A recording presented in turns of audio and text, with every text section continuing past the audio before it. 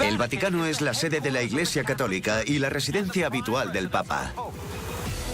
Su historia está repleta de fascinantes relatos de virtud, malicia y villanos. Un fraile afirma haber sido tocado por Dios. Se dio cuenta de que le salía sangre de las manos. Los métodos de un papa venenoso. Su nombre es sinónimo de excesos y traición. Y un mítico pontífice desenmascarado. El papa es en realidad una papisa, un papa mujer. Estos son los grandes misterios del Vaticano.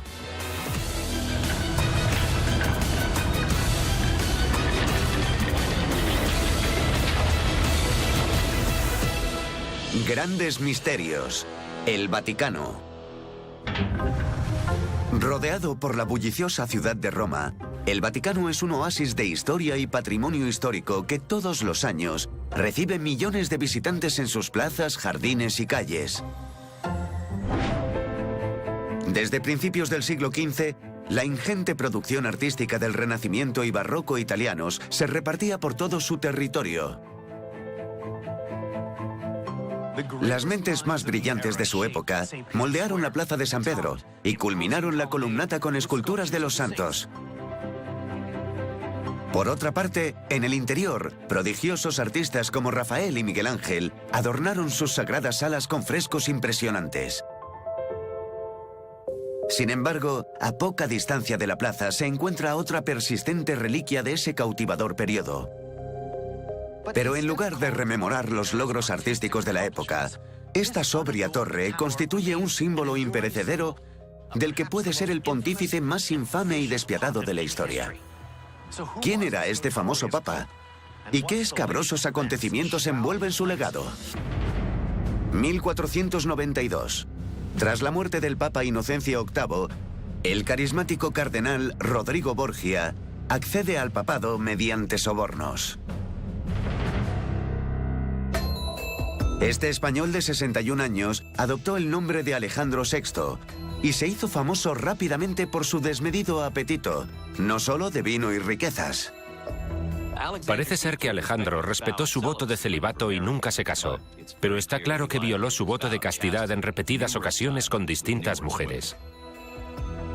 Una de las amantes favoritas del Papa residía aquí, muy cerca del Palacio Oficial, y con frecuencia se le veía salir de la torre hacia su residencia. Alejandro también fue padre de varios hijos ilegítimos, a los que asignó puestos de poder con el fin de asegurar el legado de los Borgia. Pero el gusto por las mujeres, el nepotismo y la avaricia del Papa no son del agrado de algunos miembros de la Iglesia.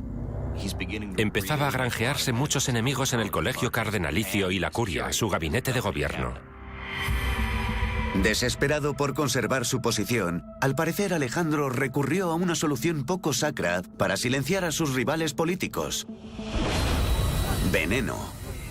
Los Borgia desarrollaron dos tipos de veneno diferentes. Uno estaba pensado para matar rápidamente. A los otros los llamaban polvos de la eternidad, porque tardaban un poco más y, por lo tanto, dejaban menos rastro. Podías envenenar a alguien en un banquete y esperar 4 o 5 días hasta que, vaya, se ha muerto y nadie sabía por qué. Siguiendo esta estela de muerte, Alejandro no tardó en echarle el ojo a uno de sus retractores más críticos, el cardenal Giambattista Orsini. Supuestamente, el Papa trajo al clérigo al Vaticano y le ofreció su mortífero brebaje en un cáliz repleto de vino italiano. De repente, el crítico declarado fue acallado. Una y otra vez, el Papa Alejandro asistió al entierro de todos sus oponentes y a medida que morían, su poder parecía inquebrantable. Pero la suerte del Papa estaba a punto de cambiar. Con motivo del 11º aniversario de su proclamación como Papa, se organizó un banquete en casa del cardenal Corneto, un cardenal extremadamente rico. De repente, justo después de la cena, el Papa de 73 años enfermó gravemente. Llevaron a Alejandro rápidamente a sus aposentos en el Vaticano para iniciar el tratamiento inmediatamente. En su agonía se retorcía y sudaba copiosamente. Pero nada pudo hacerse, y el Papa falleció el 18 de agosto de 1503. La primera suposición fue que Alejandro había sido víctima del brote de malaria que por aquel entonces azotaba Roma. Pero pronto la súbita muerte del pontífice hizo surgir rumores más siniestros. Con todo lo que había hecho durante su carrera en la Iglesia, su crueldad y su deseo de afianzarse en el poder, está claro que a Alejandro no le faltaban enemigos que quisieran librarse de él. De hecho, algunos responsabilizaban a los enemigos del Papa de acabar con el díscolo líder. No hacía mucho, Alejandro excomulgó y ejecutó a un fraile dominico muy popular, y sus seguidores juraron vengarse del Papa. Pero no tardó en surgir otra curiosa teoría. Algunos llegaron a sospechar que Alejandro había acabado siendo víctima de su propio juego mortal. Había quien creía que la próxima víctima del veneno del Papa era uno de los invitados a la velada en la que enfermó gravemente, el cardenal Corneto. El clérigo era increíblemente rico y una vez muerto, sus bienes pasarían a la Iglesia, es decir, al Papa. Por lo visto, Alejandro quería acelerar su herencia, ofreciéndole al cardenal una copa repleta de vino envenenado. El celoso cardenal percibió el peligro inminente. Puede que Corneto sospechara de los misteriosos asesinatos que rodeaban la estela de Alejandro, y en un acto de supervivencia, decidiera intercambiar las copas en el último momento. Cuando Alejandro se tomó sin querer esa copa de vino, cayó víctima de su propio y mortífero plan. Independientemente de las circunstancias de la muerte del pontífice, su legado estaba asegurado. Su nombre es sinónimo de excesos y traición. En la actualidad, esta sobria torre de ladrillo, a apenas unos pasos del palacio desde el que gobernó Alejandro VI, sirve como recordatorio permanente de las pasiones y la crueldad que provocaron el auge y caída de uno de los papas más famosos de la Iglesia.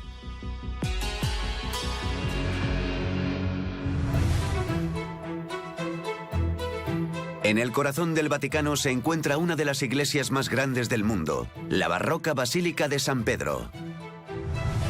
Consagrada en 1626, esta asombrosa estructura del Renacimiento tardío alberga algunos de los sepulcros más venerados y elaborados de todo el mundo, incluidos los de los papas más queridos del pasado. Pero según la tradición local, fuera de los confines de la Ciudad Santa, en esta antigua calle vivía una figura legendaria y controvertida, cuya existencia ha sido negada por el Vaticano durante siglos, pero que para algunos es la única mujer que ha presidido la Iglesia Católica.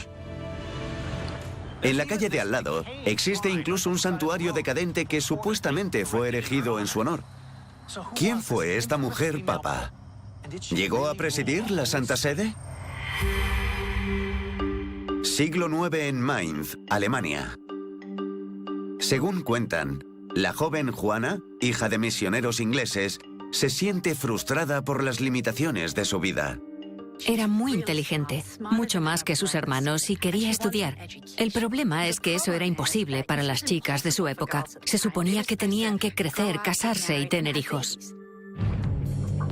Pero Juana tenía un ingenioso plan que le permitiría alcanzar un sueño aparentemente irrealizable: cortarse el pelo y usar los holgados hábitos clericales para hacerse pasar por un hombre. Y funcionó. No tardó en ingresar en un monasterio. La llamaban Hermano Johannes, uno de tantos jóvenes que estudiaba para acabar siendo monje. Y Juana destacó. Aprendió idiomas, estudiaba historia, estudiaba ciencia, y eso llamó la atención de sus profesores, que la consideraban un alumno sobresaliente. De hecho, sus tutores la recomendaron para un prestigioso puesto: copista de la Curia, la organización más importante del Vaticano. No tardó en ir a Roma, donde siguió causando buena impresión. El joven monje volvió a ascender rápidamente, esta vez a cardenal, sin que nadie pareciera percatarse de su auténtico sexo. Pero entonces, a esta joven de Alemania le sucedió algo incluso más sorprendente. Cuando murió el Papa León IV en el año 855, los cardenales unánimemente proclamaron a Juana como la sucesora del Papa. El ingenioso ardid de Juana la situó en el puesto de más poder dentro de la Iglesia. Recibió el nombre de Papa Johannes Anglicus, o Juan el Inglés. Pero otro escandaloso secreto acabaría provocando su perdición.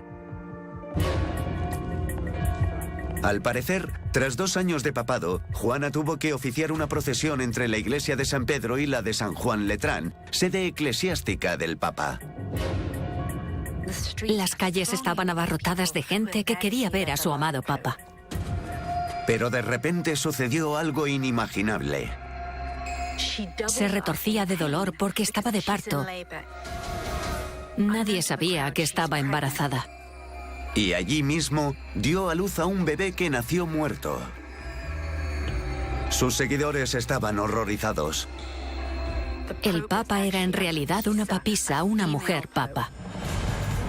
Después, no se sabe si debido a los problemas del parto o a las piedras lanzadas por una muchedumbre airada, Juana murió y fue enterrada en algún lugar de la calle donde se desveló su engaño.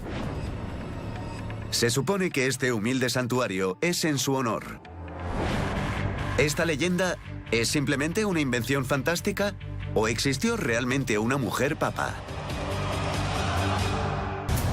Según la leyenda, a finales del siglo IX el trono papal de Roma estuvo ocupado por nada más y nada menos que una mujer, la papisa Juana. Disfrazada de hombre, se supone que su subterfugio fue descubierto cuando dio a luz a un bebé muerto mientras oficiaba una procesión. ¿Es posible que esta asombrosa historia sea real? Según los representantes de la Iglesia, nunca hubo una mujer pontífice. El Vaticano cree que en el mejor de los casos es una patraña utilizada para mancillar la reputación de la Iglesia. Hasta el siglo XIII, cientos de años después de su supuesto reinado, no apareció ningún documento sobre una papisa. Pero el informe más detallado lo escribió un miembro de la Iglesia llamado Martín de Tropau. Fue capellán y confesor de varios papas. Formaba parte del círculo de la corte papal. Él presenta esta audaz historia como un hecho. Nos la transmitió como una historia, la crónica de quien fue en realidad, no como una leyenda. También afirma que los papas evitan la calle en la que dio a luz Juana por estar impura, aunque sea la ruta más directa entre la iglesia de San Juan Letrán y el Vaticano. Pero esto también es polémico. El Vaticano dice que la razón por la que los papas toman otra ruta diferente es simplemente porque las calles son demasiado estrechas para acoger una procesión moderna. Pero hay quien dice que las pruebas de la existencia de Juana van más allá. Señalan a un extraño asiento que presenta un gran agujero y que parece un evacuatorio decorado. Se le conoce como sedia stercoraria, la silla de los testículos, y al parecer se empezó a utilizar en el ritual de consagración de los papas tras el papado de Juana. Según la leyenda, durante la ceremonia y antes de darle las llaves del reino de los cielos, el Papa se sentaba en la silla y alguien metía la mano y se aseguraba de que tenía todo lo necesario. Otra prueba tangible se encuentra al norte de Roma, en Siena, una pintoresca ciudad de la Toscana. El Duomo principal del siglo XIII de Siena está revestido con bustos de terracota de todos los papas de la historia. Hay uno que, según afirman, es el de la papisa Juana. Numerosos documentos históricos mencionan su existencia. Pero en el siglo XVII, el Papa Clemente sustituyó ese busto por el busto del Papa Zacarías, seguramente para desembarazarse de Juana y borrarla de la historia. ¿Fue Juana un común mortal o solo un mito? Los historiadores seguirán debatiendo su existencia durante muchos años. Para ser alguien que puede no haber existido nunca, la papisa Juana se resiste tercamente a morir. Hoy en día, esta calle, junto con el desvencijado santuario, siguen siendo un punto álgido en esta historia realmente misteriosa. Al otro lado del río Tíber, frente al Vaticano, en el corazón de la ciudad eterna, se encuentra la iglesia de San Salvador en Lauro. Construida sobre las ruinas de un templo pagano, la iglesia actual data del siglo XVI.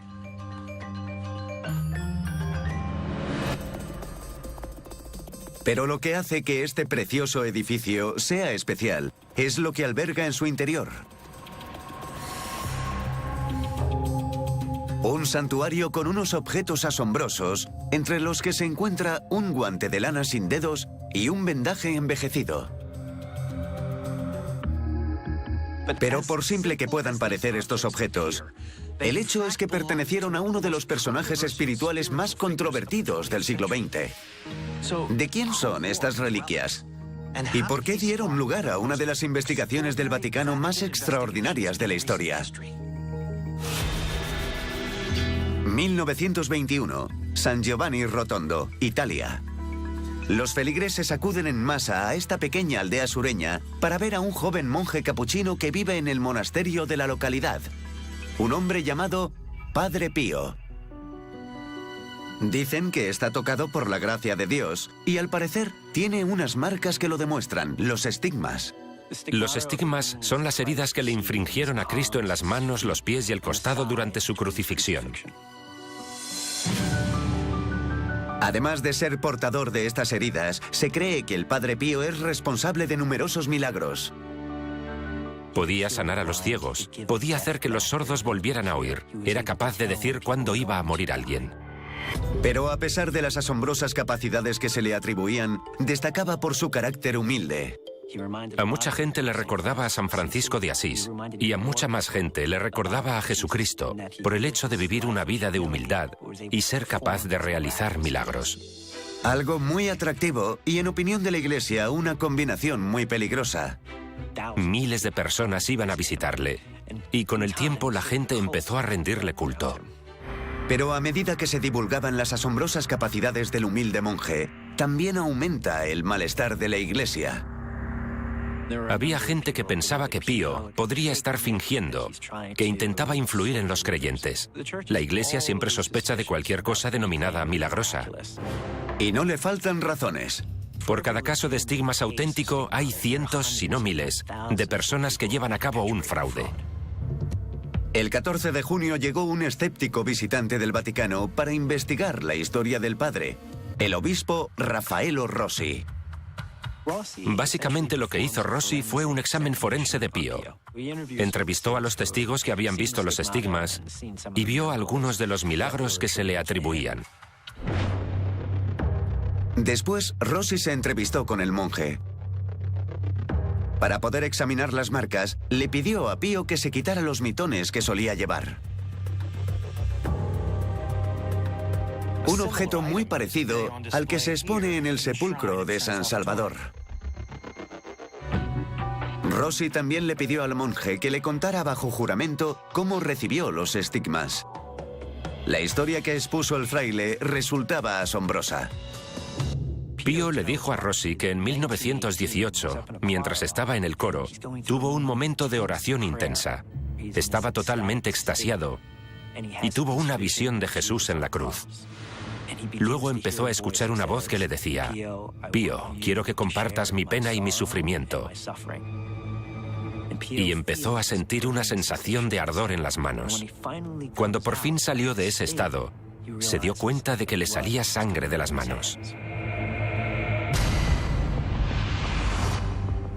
Una vez completada su investigación, Rossi abandonó el monasterio. Y poco después, el Vaticano emitió un sorprendente dictamen. El Padre Pío fue sancionado. No se le permitía oficiar misa y le prohibieron terminantemente mostrar o hablar de sus estigmas nunca más. ¿Perpetró el Padre Pío un fraude sagrado? Son los años 20 y el Vaticano acaba de sancionar al Padre Pío, un monje capuchino que afirma portar las marcas de Cristo, los estigmas. Al monje se le atribuyen numerosos milagros, pero le han prohibido oficiar misa o mostrar sus heridas. ¿Perpetró el Padre Pío un fraude que perdura en el tiempo? Cuando los creyentes y los escépticos comenzaron a revisar la historia, quedó patente que el investigador del Vaticano, el obispo Rossi, no cargó las tintas contra el monje. De hecho, creía que los estigmas de Pío se ajustaban a ciertos criterios de autenticidad. Tenían bordes definidos, sin signos de deterioro o descomposición. Tampoco se curaron ni se ulceraron. Además, las heridas huelen a flores, lo que se llama el olor de la santidad, un don otorgado por Dios a personas con cierto nivel de santidad. El caso contra Pío estuvo liderado por un poderoso arzobispo, Monseñor Pasquale Gagliardi, quien al parecer creía que el monje buscaba notoriedad para que la orden de los capuchinos pudiese obtener dinero y poder en la zona. Envió al Vaticano una serie de cartas incriminatorias acusando al Padre Pío de fraude. Gagliardi afirmaba que el Padre Pío se infringió los estigmas él mismo. Y juró por la cruz de su pecho que sus alegaciones eran verdad. El Vaticano, con su recelo habitual, optó por creerle. Sin embargo, menos de una década después, tuvieron que revisar su decisión cuando el arzobispo se vio obligado a dimitir de su puesto, acusado de comportamiento lujurioso y lascivo. Puedes identificar un árbol por los frutos que da. Y con el tiempo, los frutos de Gagliardi empezaron a pudrirse en el árbol. En 1968 falleció el anciano monje. Pero poco después, sucedió algo asombroso. Sus controvertidas heridas desaparecieron. Se sabe que los estigmas desaparecen en cuanto la persona muere. Para los creyentes, la desaparición de los estigmas del Padre Pío fue una prueba de su autenticidad. Sin embargo, los detractores pensaron que ya no podía seguir trasteando con sus manos. Al final, los creyentes se salieron con la suya. En 2002, Juan Pablo II, que creía en las experiencias místicas, canonizó al Padre Pío, convirtiéndole en San Pío Pietrelcina. Y aunque nunca llegue a saberse con certeza qué circunstancias produjeron los estigmas de Pío, hoy en día, este monje convertido en santo sigue siendo una de las figuras más apreciadas de la historia moderna de la Iglesia Católica.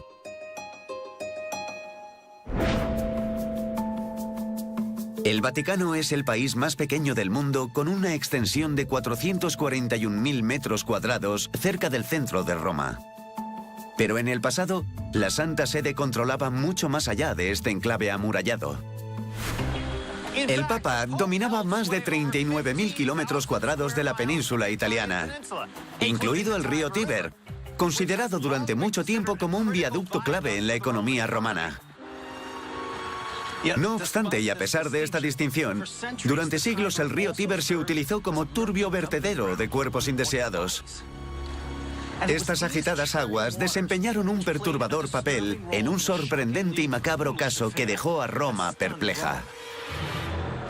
¿Qué macabro acontecimiento acabó con un pontífice en una tumba acuática? Roma, año 896. La Iglesia Católica vive un periodo turbulento de agitación política. Es la primera etapa de la Edad Media y aunque existía la Iglesia, no es la institución que conocemos hoy en día como el Vaticano. Estaba controlada por familias beligerantes y todas estas facciones intentaban que su hijo preferido ocupase el trono de San Pedro. Porque el papado es tremendamente poderoso. En esa época, el que se sentara en el trono del Papa acababa controlando el cielo y la tierra. El cielo porque tenía las llaves del reino que le entregaba San Pedro. Y la tierra, no solo Roma, sino también las zonas rurales, porque controlaba lo que se conoce como los estados papales, una gran extensión de tierra que se extendía por la península italiana. Eso era mucho poder. Elegir papa era un asunto complicado. Antes no se elegía el Papa como se hace en la actualidad. Los cardenales no iban a la Capilla Sixtina, no votaban tranquilamente. En esa época de la Iglesia Católica, los papas entraban por dinero y salían asesinados. Los devotos de verdad no participaban. Si controlas el trono papal, controlas el poder, controlas el prestigio y dominas la situación. Entre las facciones atrapadas en esta incesante pelea por la supremacía están los reyes francos carolingios y los espoletos italianos.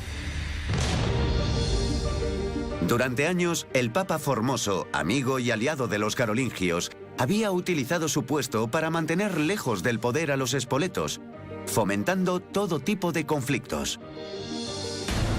Pero el Papa falleció el 4 de abril. Era la oportunidad de la familia Spoleto para hacerse con el control del trono papal y poner a Esteban VI en el poder. Y una vez en el trono, había algo que carcomía al nuevo Papa. Esteban VI se sentía tan en deuda con la familia Spoleto que profesaba un odio casi enfermizo por Formoso. Incluso muerto, había que destruir a Formoso.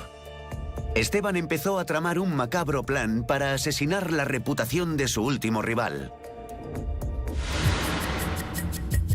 Enero del año 897. El Papa Esteban pone en marcha su inaudito plan. Bajo sus órdenes, sus sirvientes descienden a la catacumba de San Pedro con una horripilante misión: exhumar el cuerpo de Formoso.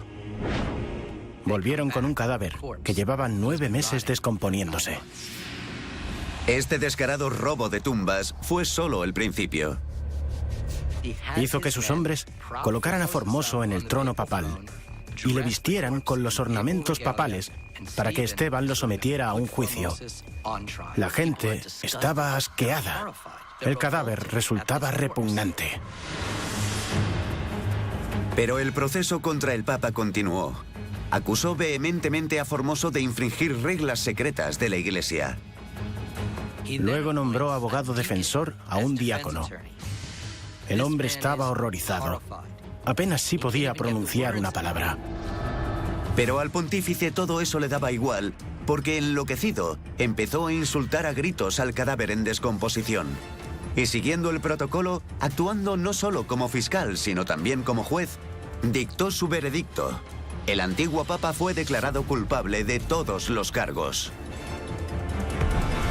Entonces, el horror se intensificó aún más.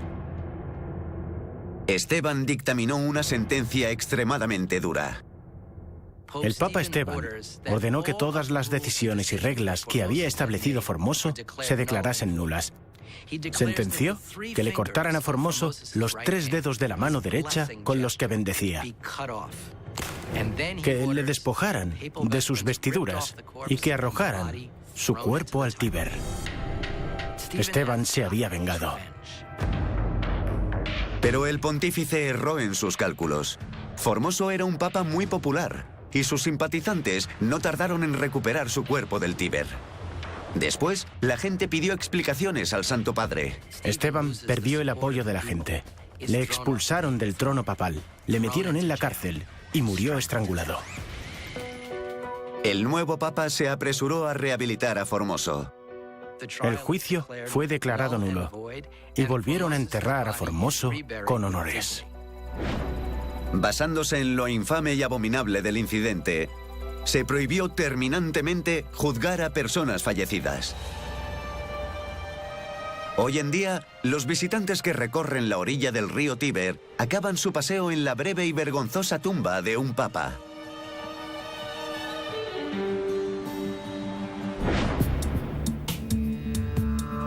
Diseñada por el afamado arquitecto Gian Lorenzo Bernini en 1656, la plaza de San Pedro se extiende en torno a un gran obelisco de granito y está flanqueada por una imponente columnata.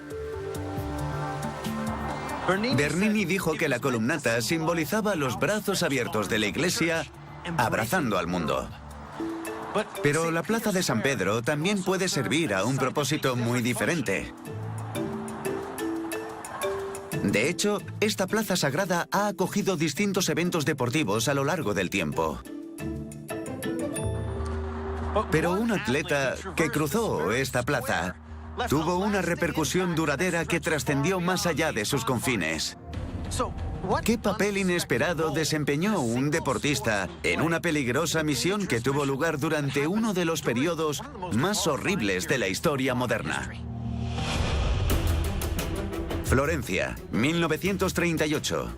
Gino Bartali, un italiano de 24 años, irrumpió en la escena del mundo ciclista al ganar el Tour de Francia, la carrera más prestigiosa de este deporte. Se convirtió en toda una estrella en Italia, donde absolutamente todo el mundo sabía quién era Bartali. El ciclista también era famoso por su intensa fe católica, y sus fans acabaron apodándole el Pío o el Piadoso. Bartali era profundamente devoto. A veces incluso retrasó el inicio de una carrera porque había tenido que ir a misa. De hecho, uno de los fans más famosos del ciclista era el Papa Pío XII, quien concedió una audiencia personal a Bartali en el Vaticano. Pero la carrera del campeón italiano se eclipsó casi tan rápidamente como había empezado, debido a un acontecimiento inimaginable: la invasión nazi en Europa. La Italia fascista no tardó en unirse a la Alianza del Eje y en colaborar con Alemania. Ya no quedaba dinero, o mejor dicho, energía para ocuparse de actividades tan frívolas como el ciclismo. Lo único que preocupa a Bartali ahora es sobrevivir. Pero en el otoño de 1943, el cardenal Elia Dalla Costa, un representante del Vaticano en Florencia, le convocó repentinamente. El cardenal le informó de que habían llegado oleadas de refugiados judíos a Florencia y que los refugiados necesitaban carnés de identidad. Los documentos falsos proporcionaban una nueva identidad no judía a esta población vulnerable, permitiéndoles salvar sus vidas. Dalla Costa le dijo a Bartali que necesitaba desesperadamente un mensajero para traer los documentos desde Assisi, donde se creaban, hasta Florencia. Bartali es el hombre perfecto para este trabajo por muchas razones. Conoce las carreteras al dedillo y, como ciclista, tiene una coartada perfecta para circular por ellas. No obstante, seguía siendo una misión muy peligrosa. En ese momento, cualquiera que ayudase a los enemigos del Estado, y los judíos lo eran, podía acabar en prisión, torturado, y pondría a sus familias en peligro. Pero el devoto Bartali accedió a la petición del cardenal y empezó a recorrer la campiña italiana en bici. Al llegar a Assisi, le dieron un alijo de carnés de identidad falsos. Pero ¿cómo podía ocultárselos a la temible policía fascista? Se le ocurrió una solución muy ingeniosa para ocultar los documentos. Los enrolló como un pergamino, quitó el asiento y los metió en el hueco del cuadro de la bici. Luego inició el regreso a Florencia. Afortunadamente, Bartali llegó a la ciudad sin ser descubierto. Y durante los meses siguientes, pudo continuar salvando vidas con sus viajes sin problemas. Pero entonces, en julio de 1944, recibió una visita inesperada en su casa. Tenía que presentarse en la famosa sede de la temida policía fascista, un lugar llamado la Casa de la Tristeza. La gente le puso ese apodo por los gritos y llantos que salían de allí. Condujeron a Bartali a una habitación subterránea, cuya vista le dejó completamente aterrado. Había grilletes, tenazas, instrumental robado de los hospitales, utilizados para aplicar descargas eléctricas a los prisioneros para que confesaran. Luego entró en la habitación el mayor Mario Carita, un comandante fascista conocido por sus salvajes torturas en sus interrogatorios. ¿Era ese el final de uno de los atletas más respetados de Italia? Florencia en 1944. Gino Bartali, campeón de ciclismo, ha estado ayudando a la Iglesia Católica en secreto, facilitando documentación falsa a los refugiados judíos que huyen de la persecución nazi. La policía fascista le ha llamado para interrogarle y se encuentra cara a cara con el infame interrogador Mario Carita. ¿Habrían descubierto finalmente el audaz engaño de Bartali? Carita quiere saber por qué Bartali ha ayudado al Vaticano. Bartali está totalmente petrificado. Se armó de valor y negó rotundamente cualquier actividad clandestina. Carita no está convencido y encierra al ciclista. Después de 3 días en una celda fría y oscura, hambriento y aterrorizado, Bartali fue sometido a otra rueda de interrogatorios. A pesar de todo, se mantuvo firme. Entonces, justo cuando Carita miraba sus utensilios de tortura, uno de sus asistentes salió de entre las sombras y le detuvo. Los guardias le explicaron a Carita que a Bartali le llamaban el Pío o el Piadoso por algo. Le dijo, si este hombre afirma decir la verdad, es que dice la verdad. Ese guardia resultó ser uno de los mayores fans de Bartali antes de la guerra. Carita hace un alto para valorar la fe de El Pío. Y sorprendentemente decidió liberar al héroe nacional. Se salvó por los pelos. Todo esto dejó a Bartali profundamente conmocionado. Aún así, continuó ayudando a los refugiados judíos. Y para cuando los aliados vencieron a los nazis, Bartali había ayudado a salvar de la cárcel y la muerte a más de 600 hombres, mujeres y niños. Una vez restaurada la paz, retomó su carrera como ciclista y en 1948 volvió a competir en el Tour de Francia. La gente le llamaba el viejo porque pensaban que era demasiado viejo para competir con los jóvenes ciclistas, pero estuvo a la altura y consiguió una victoria histórica que unificó Italia. Después llevó su bicicleta al Vaticano y se la regaló al Papa. Pero el público no supo de la heroica colaboración de Bartali con la Iglesia durante la guerra hasta después de su muerte, en el año 2000. Fue entonces cuando la valentía de este abnegado icono del deporte fue reconocida en todo el mundo.